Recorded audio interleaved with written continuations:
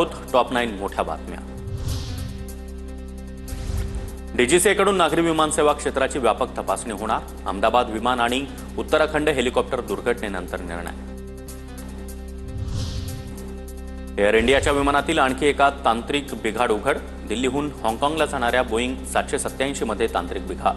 अहमदाबाद दुर्घटनेपूर्वी 1 जून रोजीची घटना। धडकी भरवणाऱ्या प्रकारानंतरही विमान हाँगकाँगमध्ये सुखरूप उतरलं। पहलगाम हल्ल्यातील दहशतवाद्यांसंदर्भात महत्त्वाची माहिती। रेखाचित्र जारी केले ते नव्हे तर दुसरेच दहशतवादी। एनआय तपासातून माहितीचं उघड। दहशतवाद्यांना आश्रय दिल्याच्या आरोपाखाली 2 जणांना अटक। सूत्रांची माहिती। सिंधू जलकरारावरील स्थगिती उठवली नाही तर पुन्हा युद्ध करू। पाकिस्तान युद्धाद्वारे सर्व 6 नद्या ताब्यात घेईल। पाकिस्तानचे माजी परराष्ट्र मंत्री भुट्टो यांची पोकळ धमकी।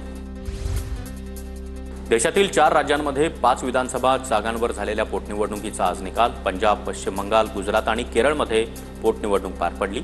विद्यमान आमदारांच्या निधनामुळे गुजरात, पश्चिम बंगाल आणि पंजाबमध्ये ही पोटनिवडणूक झाली होती। छत्रपती संभाजीनगरमध्ये आज आंबेडकरी समाजाचा मोर्चा। माजी खासदार इम्तियाज जलील यांच्या विरोधामध्ये मोर्चा काढला जाणार। माझ्या विरोधात मोर्चा काढता मग गरिबांसाठी कधी मोर्चा काढला का? इम्तियाज जलील यांचा मोर्चेकरांना सवाल। विधानसभेतील पराभवाचं खापर काँग्रेसनं भाजप आणि निवडणूक आयोगावर फोडलं। जनतेसमोर खोटं मांडण्याचं एकमेव काम काँग्रेसकडे शिल्लक। काँग्रेसकडून न होणाऱ्या टीकेला भाजप मंत्री विजय चौधरी यांचं उत्तर।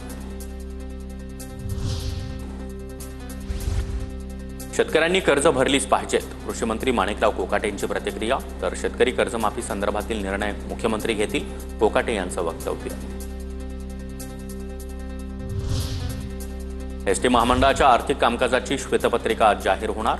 प्रताप सरनाईक दुपारी 12:30 वाजता श्वेतपत्रिका जाहीर करणार।